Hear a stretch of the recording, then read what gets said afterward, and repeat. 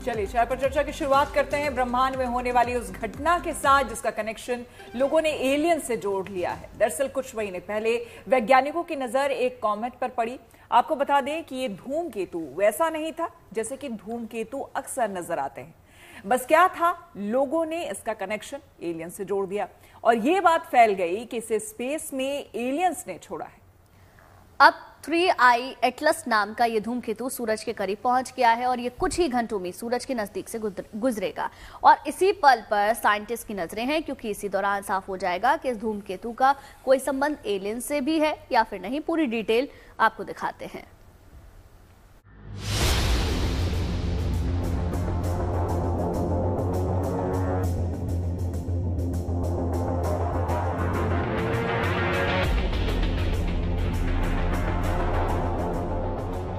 ये सवाल अभी तक अनसुलझा है। क्या वाकई हमारी दुनिया की तरह कहीं कोई दूसरी दुनिया भी है? और ये सवाल भी अभी तक सवाल ही है कि क्या ब्रह्मांड में एलियंस की भी दुनिया है जो समय समय पर हमारी दुनिया में ताक झांक करती रहती है। फिलहाल तो ब्रह्मांड के रहस्यों की पड़ताल करने वालों का दावा है कि अब दूध का दूध और पानी का पानी होने वाला है। दरअसल जब से शक्तिशाली टेलीस्कोप में 3I एटलस नाम के ऑब्जेक्ट की तस्वीरें कैद हुई हैं, तब से एस्ट्रोनॉमर की दुनिया में खलबली मची है। खगोल शास्त्रियों का बड़ा खेमा इस ऑब्जेक्ट को धूमकेतु मान रहा है, जबकि अभी भी तमाम साइंटिस्ट ऐसे हैं जो इसे एलियन की कोई तकनीक मान रहे हैं। नासा के एटलस टेलीस्कोप ने इसे खोजा था और अब यह ऑब्जेक्ट सूरज के सबसे करीब पहुंचने वाला है। ब्रह्मांड में धूमकेतु का आना जाना कोई नया नहीं है, लेकिन इस ऑब्जेक्ट ने अब तक खगोल शास्त्रियों को जितना चौंकाया है उतना अभी तक किसी दूसरे ऑब्जेक्ट ने नहीं। फिलहाल इसके धरती से टकराने की दूर दूर तक कोई संभावना नहीं है। इसका रास्ता भी कैलकुलेट किया जा चुका है और ये भी भविष्यवाणी की जा चुकी है कि ये 2026 तक हमारा सौर मंडल छोड़ देगा। ऐसे में सवाल है कि जब सारी तस्वीर साफ है तो 3I एटलस को एलियन की साजिश बताने की वजह क्या है? वजह कई हैं, जिसमें पहली वजह है कि इससे जुड़ी अबूझ बातें बरसों बाद ब्रह्मांड के किसी ऑब्जेक्ट ने अंतरिक्ष पर नजर रखने वालों को चौंकाया है। कुछ खगोलविदों ने इस ऑब्जेक्ट में एंटी टेल देखी, जो बेहद दुर्लभ घटना है, जहां पूंछ रोशनी के विपरीत दिशा में बनती है। जेम्स वेब स्पेस टेलीस्कोप के ऑब्जर्वेशन से पता चला है कि 3I एटलस नाम का ये ऑब्जेक्ट कार्बन डाइऑक्साइड से असामान्य रूप से समृद्ध है। ऐसे में कुछ साइंटिस्ट इसे एलियन के रिमोट से चलने वाला ऑब्जेक्ट बता रहे हैं।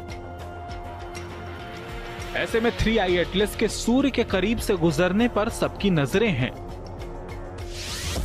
क्योंकि जब यह ऑब्जेक्ट सूर्य के करीब से गुजरेगा तब साइंटिस्ट इस बात पर बारीकी से नजर रखेंगे कि ऑब्जेक्ट सामान्य धूमकेतु के नियमों का पालन करेगा या नहीं। अगर 3I एटलस ने धूमकेतु के सामान्य नियमों को तोड़ा तो साफ हो जाएगा इस ऑब्जेक्ट का रिमोट किसी दूसरे यानी एलियंस जैसी ताकतों के हाथ में है। और इस ऑब्जेक्ट ने अगर धूमकेतु के नियमों के हिसाब व्यवहार किया तो एलियन की थ्योरी को आगे रखने वालों की बोलती बंद हो जाएगी। Bureau report, good news today. तो एलियंस की दुनिया के बाद अब जरा धरती पर आते हैं, क्योंकि यहाँ पर इस समय जिस हिसाब से मौसम बना हुआ है वो वाकई बहुत ही अच्छा मौसम है। हालांकि दिल्ली एनसीआर की बात करें तो पोल्यूशन बहुत ज्यादा है, कंफ्यूजिंग सा है यहाँ पर। उम्मीद हम ये कर रहे थे कि ठंड है, ये ठंड नहीं है, ये स्मॉग है ना। मुझे तो काफी ये आपका मौसम तो आपकी आवाज से पता चल रहा है असर हो गया है। लेकिन फिर भी मुझे तो ठंडों का इंतजार रहता है, जैसे मैंने पहले भी बताया था, मुझे ठंड बड़ी अच्छी लगती है। मैंने देख लिया आज, इसीलिए आपने आते से सबसे पहले चाय पी थी। अभी तो मैम गले में दिक्कत है इस वजह से। तो कुल मिलाकर अगर देखा जाए इंतजार बारिश का हो रहा था, हालांकि बारिश नहीं हुई है, लेकिन मौसम ने करवट जरूर बदली है। तो अक्टूबर जा रहा है, लेकिन लगता है कि सर्दी धीरे धीरे आ रही, क्योंकि पहाड़ों पर बर्फ बरस रही है, जिसका असर मैदानी इलाकों पर नजर आ रहा है। और वैसे भी इस बार कहा यह जा रहा है कि सर्दी जमकर पड़ने वाली है। और देखिए, पहाड़ों की बात की जाए तो उत्तराखंड के चमोली में देवताल तो नवंबर से पहले ही पूरी तरह से बर्फ से ढक गई है। इस झील तक पहुंचने वाले रास्ते भी सफेदी की चादर से ढक गए हैं। हालांकि भारत चीन सीमा तक जाने का ये एकमात्र रास्ता है जिसके बाद यहां बर्फीली वादियों को चाहने वाले पहुंचने लगे हैं।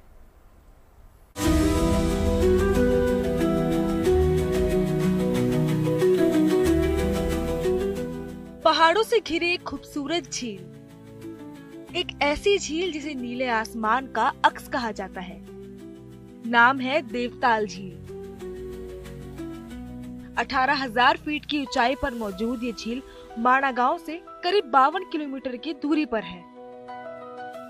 दूर दूर तक ऊंचे पहाड़, ऊपर नीला आसमान और इसके दरमियान ये अद्भुत नीली झील जिसे देख किसी का भी चेहरा खिल उठता है, होठों पर मुस्कान आ जाती है और लगता है कि जैसे स्वर्ग का एक हिस्सा ये भी है। अक्टूबर में हुई बर्फबारी के बाद ये नजारा और भी दिलकश है। पहाड़ों की चोटियां बर्फ की चादर ओढ़े हुए हैं और उन पहाड़ों के दरमियान देवताल भी बर्फ के आगोश में है। पानी ठंड की वजह से जम चुका है। बर्फ की मोटी परत झील पर जमी है और वहाँ मौजूद सैलानियों के चेहरों पर खुशी की लहर है। बोलो भगवान बद्री विशाल की जय। बोलो भगवान बद्री विशाल की जय। जितना हसीन नजारा देवताल में है उतनी ही दिलकश वो सड़क है जो देवताल तक जाती है। सड़क के दोनों तरफ बर्फ ही बर्फ दिख रही है।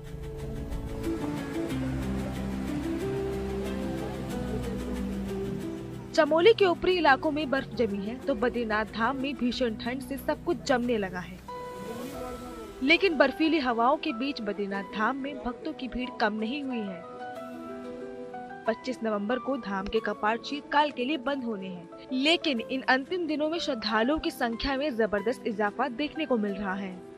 बद्रीनाथ धाम की यात्रा अब अंतिम चरण में है। ऐसे में जैसे ही बद्रीनाथ धाम में मौसम बदलता है या फिर सुबह के समय की बात करें या शाम की बात करें, पहाड़ी चोटियां बर्फ से लगदग दिखाई दे रही हैं। ऊंचाई वाली जगहों पे बर्फ है।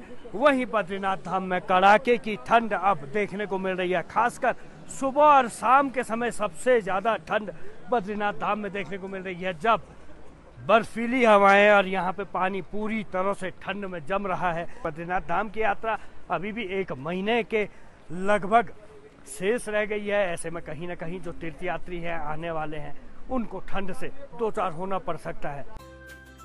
बद्रीनाथ धाम में दिन में कभी धूप तो कभी छांव का दौर चल रहा है। दोपहर में गुनगुनी धूप थोड़ी राहत देती है, लेकिन सुबह, शाम और रात के समय हाड़ कंपा देने वाली ठंड पड़ रही है। हालांकि कड़ाके की ठंड के बावजूद भक्ति का जज्बा बरकरार है। प्रकृति की गोद में बसे इस धाम की सर्द सुंदरता भी भक्तों को आकर्षित कर रही है। Kamal Nayan, Silodi, Chamoli, good news today. जब मौसम की बात चल ही गई है तो चलिए उत्तराखंड के बाद आपको कश्मीर लिए चलते हैं। यहाँ कुछ दिन पहले जमकर बर्फ पड़ी थी, लेकिन अब मौसम सूखा है। दिन में धूप खिल उठी है, लेकिन रातें ठंडी हैं। हाँ, ऐसे में अगर आप बर्फ से पहले सुहावने मौसम में कश्मीर जाने का प्लान बना रहे हैं तो ये मौसम बिल्कुल परफेक्ट है। तो चलिए अपने सहयोगी अशरफ वानी से जानते हैं कि कैसा है कश्मीर में इस वक्त मौसम का मिजाज। कश्मीर में ठंड के मौसम ने दस्तक दी है। दिन में धूप निकलती है, लेकिन इस धूप में ना ही वो गर्मी है और ना ही वो तपिश। दरअसल कश्मीर में अगर बात की जाए तो सितंबर की 21 तारीख से ही यहाँ पर ऑटम का सीजन शुरू हो जाता है। ऑटम यानी पतझड़ का मौसम। लेकिन अब की बार सितंबर में भी और अक्टूबर के पहले हफ्ते में भी गर्मी का मौसम जो है वो कश्मीर में बना रहा, लेकिन फिर पहाड़ों पर बर्फबारी हुई। उसके बाद तापमान में जबरदस्त गिरावट आई। अगर श्रीनगर की आज की बात करें तो दिन का तापमान 20 डिग्री सेंटीग्रेड है, जबकि रात का तापमान लगातार लुढ़क रहा है। चलिए अब आपको गुजरात के केवड़िया लिए चलते हैं। यहाँ एक नगर है जिसका नाम है एकता नगर। इन दिनों यहाँ की रौनक कुछ अलग है। इसी शुक्रवार को यहाँ राष्ट्रीय एकता दिवस मनाया जाएगा। इस मौके पर यहाँ भव्य परेड से लेकर रंगारंग झांकियां निकाली जाएंगी। दरअसल केवड़िया वो जगह है जहां पर सरदार वल्लभ भाई पटेल की प्रतिमा स्थापित है और ये दुनिया की सबसे ऊंची प्रतिमा है। प्रधानमंत्री की मौजूदगी में स्टैच्यू ऑफ यूनिटी पर होने वाले भव्य आयोजन की तैयारियां जोरों पर हैं। आपको दिखाते हैं इसी महोत्सव की कुछ झलकियां।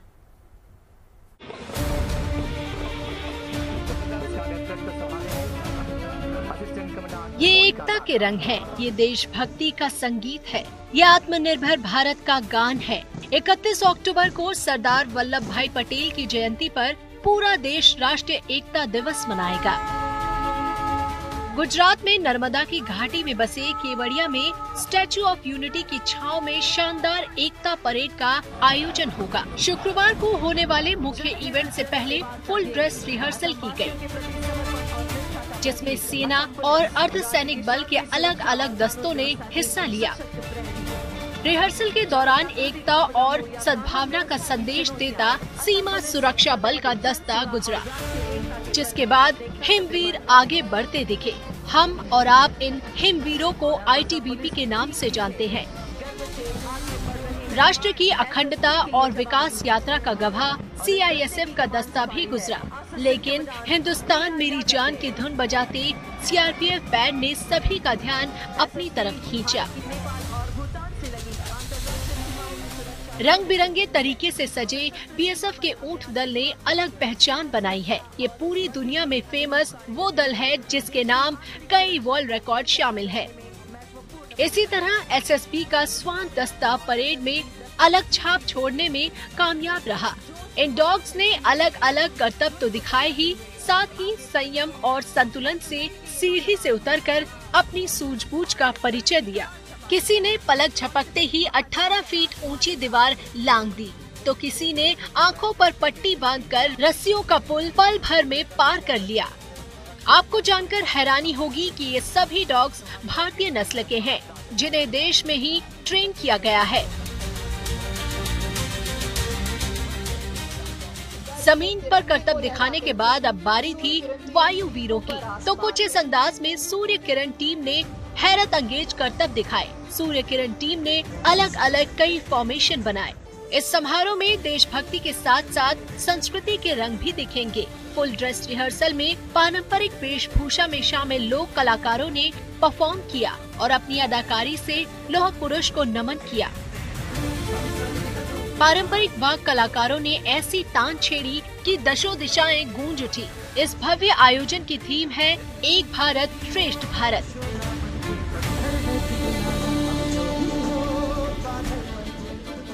जिसके तहत पूरे परिसर को देशभक्ति के रंग में सजाया गया है।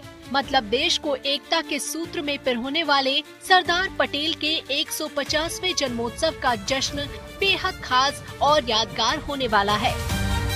Bureau report, good news today. और चलिए अब बात कर लेते हैं भारतीय वायुसेना के गौरवशाली पल की। आज अंबाला एयरफोर्स स्टेशन पर ऐतिहासिक पल रहा। राष्ट्रपति द्रौपदी मुर्मू ने आज सुबह अंबाला एयरफोर्स स्टेशन से लड़ाकू विमान राफेल में उड़ान भरी। बिल्कुल, राष्ट्रपति द्रौपदी मुर्मू ने करीब 30 मिनट राफेल में बैठकर हवा की रफ्तार से बातें की और फिर कीर्तिमान रचते हुए अंबाला एयरबेस पर लौट आए। ये उड़ान न केवल उनकी साहसिक नेतृत्व शैली का प्रतीक है, बल्कि भारत की बढ़ती रक्षा क्षमता और आत्मनिर्भर भारत के संकल्प को दुनिया के सामने प्रदर्शित करती है।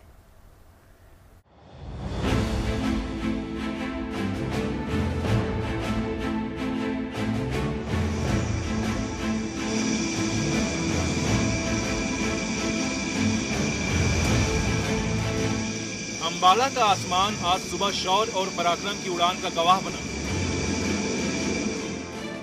राष्ट्रपति द्रौपदी मुर्मू ने अंबाला एयरफोर्स स्टेशन से राफेल फाइटर जेट में उड़ान भरकर एक नया कीर्तिमान बनाया। राष्ट्रपति मुर्मू ने करीब 30 मिनट तक आसमान में राफेल से रोमांचक उड़ान भरी। इस उड़ान के दौरान राष्ट्रपति ने आसमान से धरती की झलक देखी और राफेल की ताकत को करीब से महसूस किया। अंबाला एयरफोर्स स्टेशन देश के राफेल विमानों के स्क्वाड्रन का सबसे खास अड्डा है। यहाँ राफेल एयरक्राफ्ट की तैनाती होती है। इस एयरबेस का इस्तेमाल ऑपरेशन सिंदूर के दौरान किया गया था। जाहिर सी बात है, राष्ट्रपति ने यहाँ से उड़ान भरकर दुश्मन देश को साफ संदेश दिया है।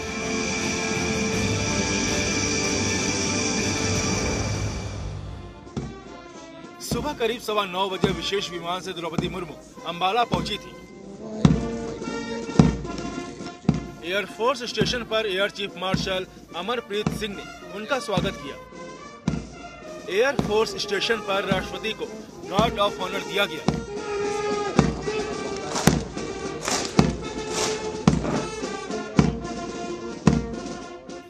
उन्होंने जिप्सी पर खड़े होकर परेड का निरीक्षण किया। राष्ट्रपति ने जवानों से मुलाकात कर एयरफोर्स स्टेशन की यूनिट्स का निरीक्षण भी किया।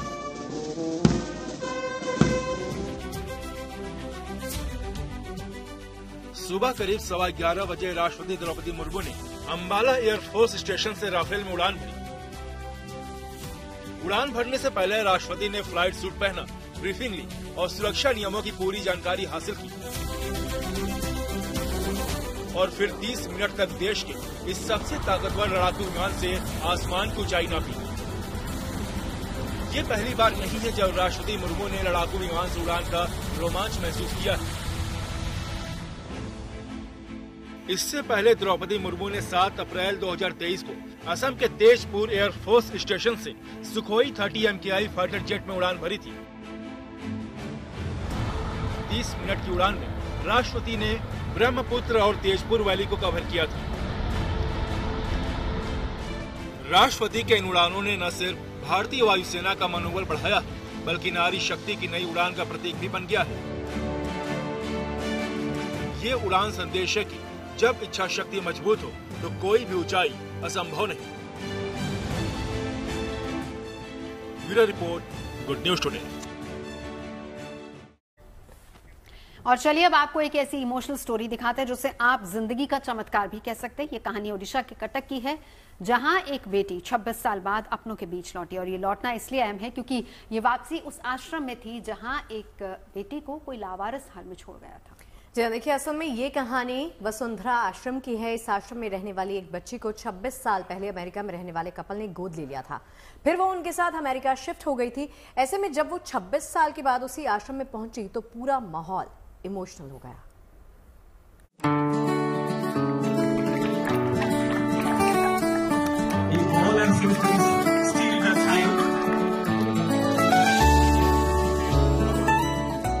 नम आंखें, शानदार सजावट, नाच गाना और फूलों से आंगन का श्रृंगार। ये पल 26 साल के इंतजार के बाद आया है। लंबे इंतजार के बाद घड़ी हर्षोल्लास और उत्सव की आई है। ये रौनक बिंदासी के वसुंधरा आश्रम की है।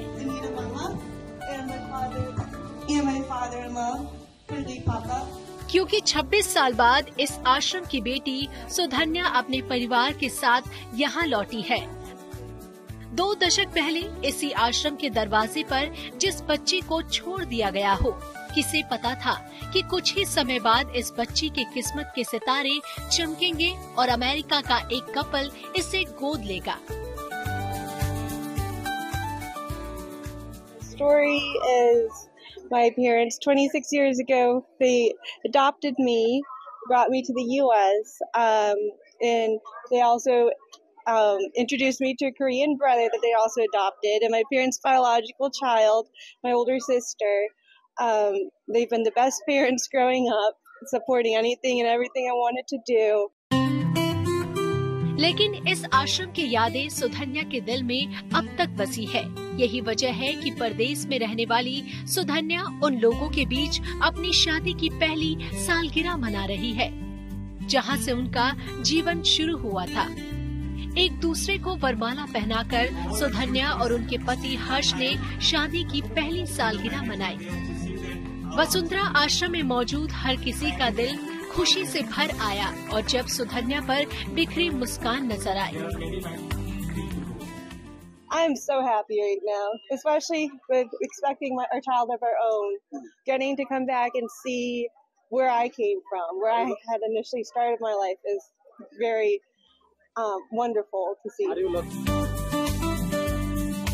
रीति रिवाज, उत्सव का माहौल और सुधन्या की खुशी, ये इस बात का प्रमाण है कि ईश्वर की कृपा हो तो हालात कैसे भी हो, आखिर में सब सही हो ही जाता है। Bureau report, good news today. बात करते हैं दीवाने की दीवानियत की। भाई इस फिल्म के गाने बहुत ही इंटरेस्टिंग हैं और हर जगह पर गाने हम सुन भी रहे हैं, लेकिन शगुफ्ता सबसे बड़ी बात यह कि आपने दोनों से मुलाकात की है। मैं तो हर्षवर्धन को देखते रह गई, है ना। अच्छा हुआ क्या कि शगुफ्ता ने हमें बताया भी कि हम जाके फोटो ना खिंचवा ले उनके साथ। ना ऐसा नहीं था। कंफ्यूजन हो गई थी इंटरव्यू में। पहले था कि किसी और की स्टार कास्ट की करनी है, फिर लास्ट 10 मिनट्स में पता चला कि ये लोग आ रहे हैं। सरप्राइज रहा होगा आपके लिए। क्या बात? हाँ, मतलब आई लाइक हिम। अच्छा, I like Sonam Bajwa also. Sonam Bajwa, you said that। Sonam Bajwa की उनकी बॉलीवुड फिल्म है, हालांकि पहले वो कर चुके हैं, लेकिन लीड एक्ट्रेस के तौर पर उनकी। You like him? हाँ, वो मुझे अच्छे लगते हैं, एज एन एक्टर अच्छे लगते हैं, लेकिन वो जो गाने की बात हुई ना, एक्चुअली जब ये मूवी जान भी नहीं रही थी मैं कि मूवी आने वाली है, तब से मैं उसके गाने पे रील भी बना चुकी थी।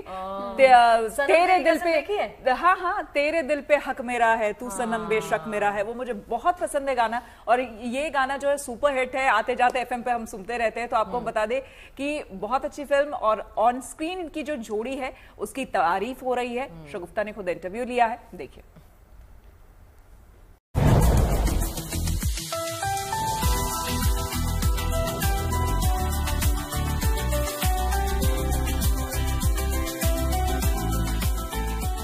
नमस्कार, गुड न्यूज टुडे में स्वागत है आप सभी का। मैं हूं आपके साथ शगुफ्ता साहिल देव। देखिए, एक फिल्म थी जिसका नाम था एक दीवाने की दीवानियत। एक दीवाने की दीवानियत की दीवानगी का अंदाजा इस बात से लगाइए कि अभी भी लोग जो हैं इसको लेकर काफी क्रेजी हैं।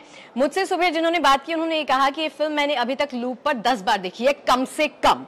तो आप अंदाजा लगाइए कि लोगों के बीच में, यंगस्टर्स के बीच में, या any age group who are watching this film, कैसी दीवानगी है। ये बताने के लिए मैं नहीं बताऊंगी आपको क्या चल रहा है, लेकिन फिल्म की स्टार कास्ट है मेरे साथ, one of the finest actors of Bollywood, Hindi film industry, Harshvardhan Rane sitting next to me. Welcome on GNT। कैसे हैं आप? मैं अच्छा हूं Shagufta ji, thank you so much. Sonam Bajwa, one of the finest actresses, is sitting here. कैसी हैं आप? मैं बिल्कुल ठीक हूँ, आप कैसे हैं? बहुत बढ़िया। एंड प्रोड्यूसर अंशुल गर्ग, कैसे हैं आप? बिल्कुल बहुत बढ़िया। बहुत बढ़िया, बहुत बढ़िया। चलिए शुरुआत करते हैं। कैसा लग रहा है, क्योंकि एक तो टक्कर थी इस फिल्म की थामा के साथ, रिलीज सेम डेट पे था। अभी जितनी दीवानगी जो मैंने बात की कि जितना क्रेज लोगों के बीच में है, still people are saying that it's brilliant movie.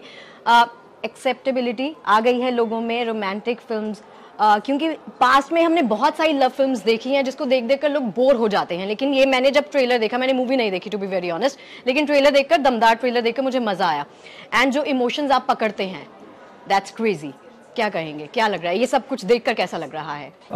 Audience की एक्सेप्टेंस कई बार बॉक्स ऑफिस पे मिल जाती है तुरंत, कई बार 9 साल तक इंस्टाग्राम पे मिलती है, तो कमेंट्स में ढूंढनी पड़ती है एक्सेप्टेंस। लेकिन उस एक्सेप्टेंस में एक्टर्स को मज़ा आता है, लेकिन प्रोड्यूसर तक वो बात नहीं पहुंचती। तो I am grateful to the audience कि इस बार आपने सच में टिकट खरीदी और आपने मेरे प्रोड्यूसर को सेम वीक में रिजल्ट दिया। वरना मेरे पिछले प्रोड्यूसर को 9 साल बेचारे उनको वेट करना पड़ा। So that is something I am very grateful for. Sonam, what's your take on this? लोग जितना प्यार दे रहे हैं आपको इस मूवी के लिए, लोगों ने एक्सेप्ट किया है इस जॉनरा को, तो क्या कहेंगे? मेरा खुद का बहुत फेवरेट जॉनरा है ये, romantic films filled with love, passion, you know, pain, intensity. मुझे बहुत पसंद है, मैं खुद भी काफ़ी ऐसी फिल्में देखती हूँ और मैं इंजॉय करती हूँ। So I am very happy that you know हमारी फिल्म को वो एक्सेप्टेंस मिली। और एक एक्टर के लिए कितनी अच्छी बात है कि जब लोग फिल्म सिर्फ आपके काम की तारीफ ना करें, but even in terms of numbers वो डिलीवर हो। So I am very happy and very thankful कि ये फिल्म कनेक्ट की लोगों से, और जिस तरह का प्यार हमने इन पर्सन अभी लास्ट कुछ दिनों में लोगों के बीच में देखा है, फील किया है, I am very happy, very thankful actually. Are you happy with the numbers? Are you happy with the collection? मैं बहुत खुश हूँ, और हमने 7 दिन में लगभग 50 करोड़ क्रॉस कर दिया है, 50 से ज़्यादा ही कर दिया number, which is a great number. बहुत इस साल की हम टॉप 5 फिल्म्स में आ चुके हैं already, and as a producer first time producing a film, बहुत अच्छा भी लग रहा है और साथ में प्रेशर भी है नेक्स्ट फिल्म के लिए। मैं सोच रहा था 15 दिन की हॉलीडे पे जाऊंगा, लेकिन मौका नहीं दे रही ऑडियंस है ना जाने का। मुझे अगली पिक्चर पे जाना पड़ेगा अब। अच्छा, आप दोनों के लिए इनफैक्ट कॉम्प्लीमेंट्स हैं। मैंने कुछ कमेंट्स निकाल कर रखे थे ट्रेलर के नीचे से, आपके लिए number of compliments are there, but किसी ने कहा कि हर्षवर्धन राणे हिंदी फिल्म इंडस्ट्री में इकलौते ऐसे एक्टर हैं who can transform into any character very easily. तो आप जिस भी किरदार को करते हैं बड़ी ही शिद्दत के साथ उसको निभाते हैं पर्दे पर। लगता नहीं है कि एक एक्टर है, लगता है कि हमारे जैसा इंसान है और हम रिलेट कर पा रहे हैं। How beautiful is that. ये आपके फैंस हैं। ये बट कमाल की बात ये कि ये जब कॉम्प्लीमेंट्स मिलता था, जैसे मम्मी तारीफ कर देती थी बचपन में, छोटा था, क्या कहती थी मेरा मम्मी? राजा बेटा, हाँ तो वेरी गुड, तो मेरे को इतना मजा नहीं आता था जब तक कुछ पेस्ट्री या लड्डू नहीं मिलता था, तो मुझे लगता था कि ये कैसी तारीफ है। तो ये आई ऑलवेज केप्ट लुकिंग कि कमेंट्स तो आ रहे हैं but when will they by the ticket, और मैं इस चीज में 2-3 साल से लगा हुआ हूँ। आपके लिए तो पागल है लड़के, मतलब मैं बोल भी नहीं सकती हूँ, मतलब लंबी लाइन है लोगों की आपके। नहीं मैं नहीं बोलूंगी, नो। क्या बोलते हैं, वर्ड्स बताइए। नहीं कुछ नहीं, उसको मैं ब्लॉक मार दिया। बट आप अपने फैंस को क्या कहना चाहेंगी? सोनम, फैंस को मैं बस यही कहूँगी कि थैंक यू सो मच, और मैं बस और ज़्यादा मेहनत करूँगी। अब ये ज़रा ऑडियंस को बता दो कि जिन्होंने अभी तक मूवी नहीं देखी है, मुझे छोड़ दो, जिन्होंने नहीं देखी है देखिए जाकर, बताओ उनको रीजन दो। देखिए उनकी भी गलती नहीं है बहुत ज्यादा, क्योंकि हम लोग एक बहुत बड़ी मैमथ फिल्म के साथ आए थे, 175-200 करोड़ उसका बजट था, तो उनकी भी गलती नहीं है। जो प्रोडक्शन हाउस है उनकी भी गलती नहीं, क्योंकि जब इतनी बड़ी फिल्म होती है तो आपको उसे, जब बहुत आप माल बना लेते हो तो उसको ज्यादा दुकानों में रखना पड़ता है ताकि वो बिके। चलिए, आई wish you all the best again, और मैं ज़रूर देखने वाली हूँ क्योंकि थोड़ा सा मेरा और क्यूरियस हो गई हूँ मैं ये सब बातचीत के बाद। And I wish you all the best. Thank you for this lovely बातचीत। Thank you Sonam, thank you so much, and thank you, and that's a cut. I hope कि जिन्होंने मूवी अभी तक नहीं देखी है प्लीज़ देखिए, ज़रूर देखिए। और मैंने रीजंस नहीं दिए, लेकिन इन तीनों ने बहुत सारे रीजंस आपको दे दिए हैं कि आपको ये मूवी क्यों देखनी है, and that's a cut. Thank you. Sonakshi Sinha जल्द तेलुगु फिल्म में नजर आएंगी। ये उनके करियर की पहली तेलुगु फिल्म है। 7 नवंबर को उनकी फिल्म रिलीज होगी और इस फिल्म का नाम है जटाधारा। माना जा रहा है कि ये फिल्म दर्शकों को अलग तरीके से दुनिया से ये रूबरू कराएगी। बिल्कुल, क्योंकि ये कहानी ही कुछ इस तरह की है जहां पर काला जादू एक शक्तिशाली शक्ति है। तो 7 नवंबर को फिल्म रिलीज होनी है। बहुत ही अलग रोल था मेरे लिए, एक बहुत ही इंटरेस्टिंग प्रीमाइस था, एक बहुत ही इंटरेस्टिंग स्टोरी थी। जिस तरह से ओल्डन और मॉडर्न को जोड़ा गया है, माइथोलॉजिकल थोड़े एलिमेंट्स है, सुपरनैचुरल थोड़े एलिमेंट्स है, फोकलोर है, मिट्टी से जुड़ी कहानी है जो शायद कभी आपने सुनी होगी, उसे कैसे इस कहानी में बांधा गया है। आई थिंक वो मेरे लिए बहुत ही ज़्यादा इंटरेस्टिंग था, and which is why I did the role also. Role देखे तो ऐसा आपने कभी शायद मुझे देखा होगा कभी नहीं देखा है, and as an actor it's so exciting कि आप कुछ नया कर पाए। ये मेरी पहली तेलुगु फिल्म है, एंड एक नई इंडस्ट्री में कदम रखना वो मेरे लिए बहुत ही ज़्यादा एक ड्राइंग फैक्टर थी फिल्म साइन करने से पहले। तो मैं शोभा कैरेक्टर प्ले कर रही हूँ फिल्म में, और ये एक ऐसा कैरेक्टर है जो एक मेंटालिटी जो होती है लोगों की, जो हर चीज़ ग्रीड के वजह से क्या क्या कर सकते हैं, वो अपने रिलेशंस भूल जाते हैं, अपने हर चीज़ भूल जाते हैं, क्योंकि उनको पैसा चाहिए होता है, और वो धन, वो पैसा वो कैसे हासिल करते हैं, वो कैरेक्टर है। ये मेरी पहला कदम था एक नई इंडस्ट्री में, और जो इज़्ज़त मुझे मिली है उस सेट पर, जिन लोगों के साथ हमने काम किया, या तो वो कास्ट हो या क्रू हो, इतने अच्छे, इतने ऑर्गेनाइज्ड। मेरे हिसाब से जो सबसे अच्छी चीज़ मुझे यहाँ पर दिखी है कि टाइम से टाइम चलते हैं वहाँ पर। 9 बजे का शिफ्ट हो तो 6 बजे ख़त्म होता ही है। Very very organised way of working. थोड़ा लैंग्वेज बैरियर तो था ही, बट ऑफ कोर्स ऐसा कभी नहीं लगा कि मैं कहीं और से आई हूँ, किसी और इंडस्ट्री से आई हूँ, मैं उनकी भाषा नहीं बोलती। बहुत इज्जत मिली। हमने एक बहुत ही एक ऐसी फिल्म बनाई है जिसमें आप सब कुछ ना कुछ ढूंढ पाएंगे, कनेक्ट कर पाएंगे, एंजॉय कर पाएंगे, एंड बहुत ही एंटरटेनिंग फिल्म बनाई है। तो प्लीज़ जटाधारा 7 नवंबर को ज़रूर देखिए। रोहित शर्मा ने आईसीसी रैंकिंग में धमाल मचाकर अपने फैंस को एक बार फिर से खुश होने का मौका दे दिया है। आपको बता दें कि 38 साल के Rohit Sharma ICC one day ranking में नंबर 1 बल्लेबाज बन गए हैं। रोहित अपने करियर के अंतिम पड़ाव पर हैं। ऐसे में उनकी ये उपलब्धि टीम इंडिया के मनोबल को भी बढ़ाने वाली है। भारतीय टीम के पूर्व कप्तान रोहित शर्मा ने शुभमन गिल को पीछे छोड़ा है, जो कि काफी समय से नंबर 1 की गद्दी में काबिज है। बिल्कुल, रोहित की रैंकिंग में बड़ा बदलाव उनके हाल ही में ऑस्ट्रेलिया के खिलाफ प्रदर्शन के बाद आया है, जो कि बेहद शानदार रहा। रोहित ने इस 3 मैचों की वनडे सीरीज में 1 शतक और 1 अर्धशतक लगाकर अपने फॉर्म में वापसी के संकेत दिए हैं और 2027 में होने वाले वर्ल्ड कप के लिए अपना दावा और मजबूत किया है। तो चाय पर चर्चा में अभी के लिए बस इतना ही। आप रखिए अपना ख्याल। कल फिर होगी आपसे मुलाकात शाम 5 बजे चाय पर।